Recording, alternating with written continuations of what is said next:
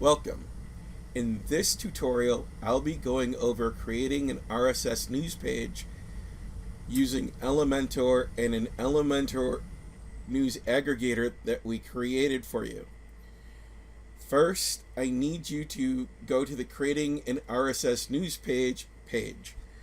To do that, you can find it under the Members Only section under Instructions, Create a RSS News page. Click on that. It'll bring you to the page.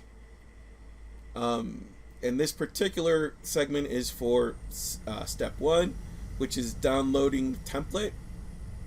You can download a template that we created for you, which will help you speed up the process of creating your RSS news page. All you have to do is click on the link. Once that, you'll get the download window to open. On my machine, that is this PC in downloads. That's the folder it's going to be going into. You need to know where that information is, or what that information is, because we're going to need to navigate back to that folder later on so that we can upload this information into our templates library.